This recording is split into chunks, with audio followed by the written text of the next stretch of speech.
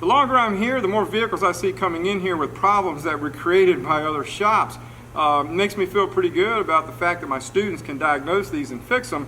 This Jeep here is no exception. We found a couple of problems with this one that you're about to see in this episode. And then coincidentally, there's another Jeep in the next bay that we're going to show you a problem that came from a shop there as well. And that created another problem with that vehicle that you're going to see next week.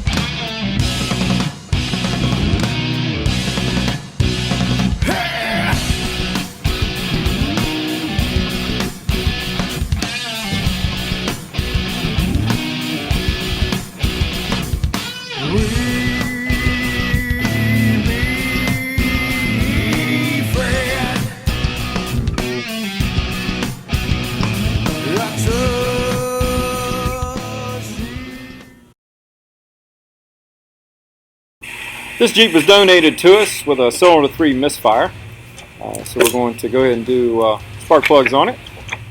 And we're also going to switch the 1 and 3 coil before we do any mechanical testing and see if that resolves our problem. So the plenum will come off next to get to the 3 plugs on the driver's side.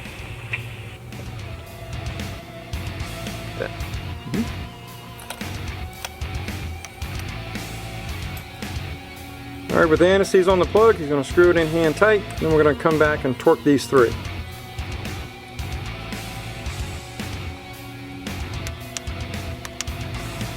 Well, this isn't the Starship Enterprise. We're not going where no man has gone before. If you can see on this plenum here, this bracket, where that stud there is, and no nut, and there's one in the back just like it. So this plenum is loose. So someone had been in here before and never bothered to put the nuts back on those studs to help secure the plenum to those brackets. That's really drives me insane, and what I try to teach the kids, not to do.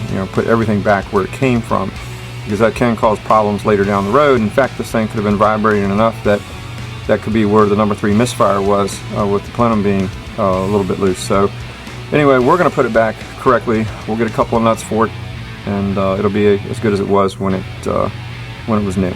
We also noticed there were 2 nuts missing for the support bracket in the back. Clearly someone wasn't interested in putting it back the correct way.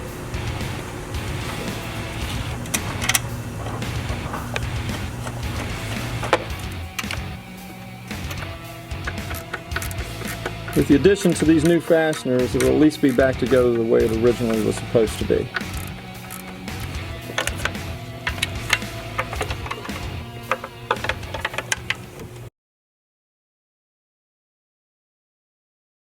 The drain plug on this Jeep was put on way too tight, so even after using a 6-point on it, it was still trying to round out. So I'm going to have to get a little medieval on it to get this plug out, and we're going to end up replacing it. But we got to get the oil drain to get that plug out first. What I'm going to do is bump this thing, hopefully around, putting a groove in it first, or a little nick, or whatever you want to call it.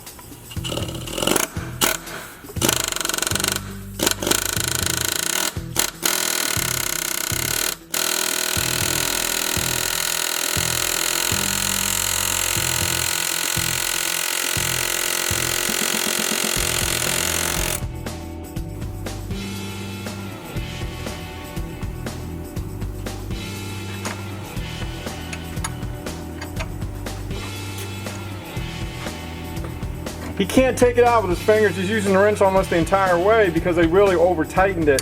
So the threads have pulled, so that's why it's no good anymore. We may end up having to replace that pan anyway.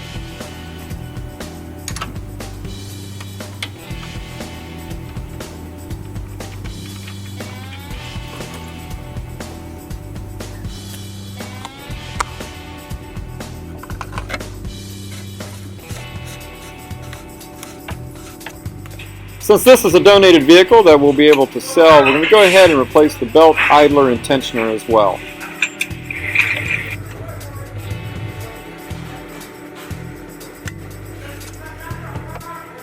This is a tensioner that we pulled off an expedition earlier today. You can see that the pulley here is spinning a considerable amount. You never want these pulleys to spin more than 1.5 times. I demonstrated that several months ago on another vehicle. But if these things spin more than 1.5 times, the grease is gone, they're running dry, and eventually that bearing is going to seize and cause the belt to break. So we did the tensioner and the idler along with the belt, which is again something that I teach the kids and should be done, is that anytime you replace a belt, you always replace the tensioner and the idlers along with it.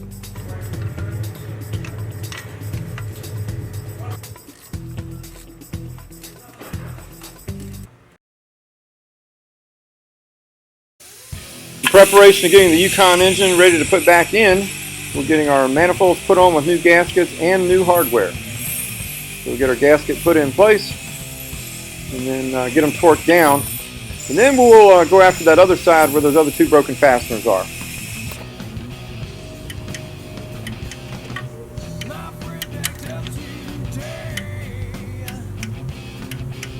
With the brackets transferred, I'm reinstalling the power steering pump pulley.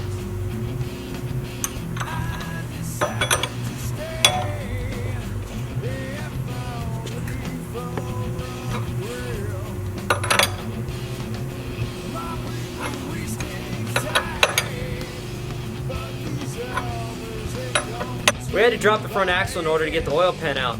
Since we're replacing the engine, we're reinstalling the front axle first.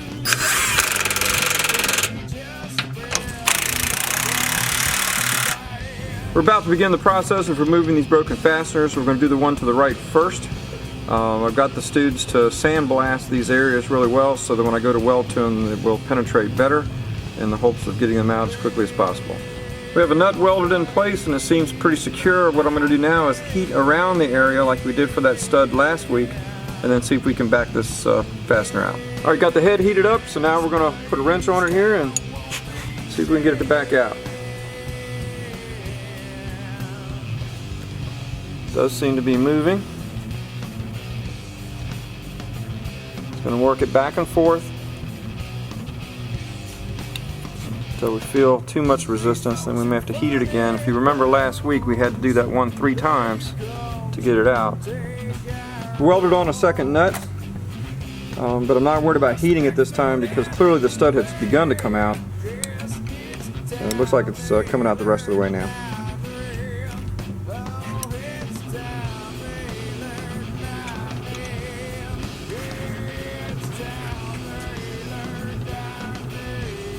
Alright, with it almost out, we're going to put locking pliers on the end of it because it's still warm.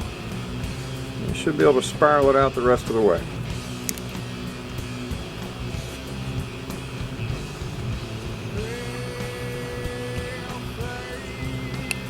Broken fasteners out, you can see the structural integrity of the threads is intact. So we'll be able to put new hardware into this with the manifold, and then that one will be fine.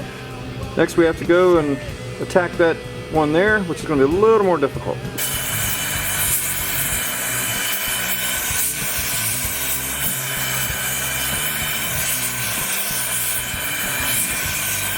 Got the nut welded onto our second broken stud. This one seems to be winding out good as well. Alright, so there we go again. Structural integrity of the threads in the hole are perfect. So now we can clean up this surface, put on our new gasket and our manifold with the new hardware, and this engine will be ready to go back in. This vehicle came in with a severe oil leak and an oil pressure code. When looking for the leak, we found that it was leaking from the oil filter housing cap.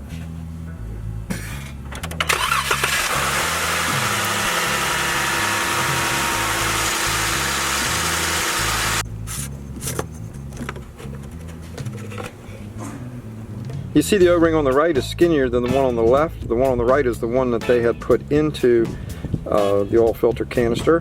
The one on the left is the one that belongs in there, so it's no wonder why it was leaking. So on this forward edge we had a hard pedal with a little bit of a hissing coming from under the dash, so it's a bad booster.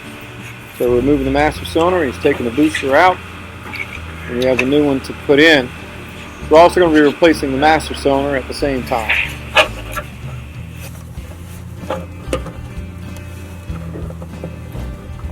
The brake reservoir on our new master cylinder, we're now going to put some anti-seize on the pin that secures it. It was a little difficult getting out. Anytime you have steel and aluminum, they do corrode. So we're going to put a little anti-seize in there so it'll be easier to get in and also easier to get it out if it ever has to come off again. And after this, the next step will be to bleed it. With the new booster in place and the new master cylinder bench blade, it's time to connect the two.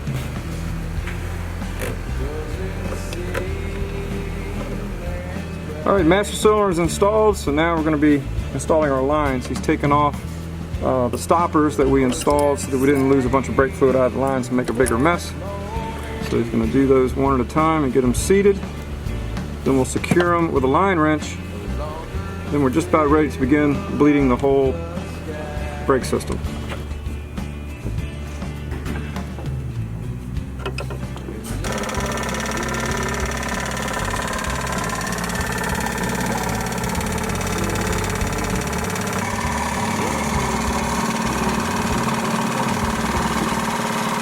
Next time on Bulldog Builds, we'll have more information for you in regard to that Jeep Wrangler with the wrong O-ring installed.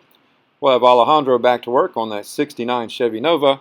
And as for the 5 seniors that were competing at the state level, we had 4 first place finishes and a second place. Next week I'm going to be talking with those students and let them explain to you what they're doing to get prepared for the nationals.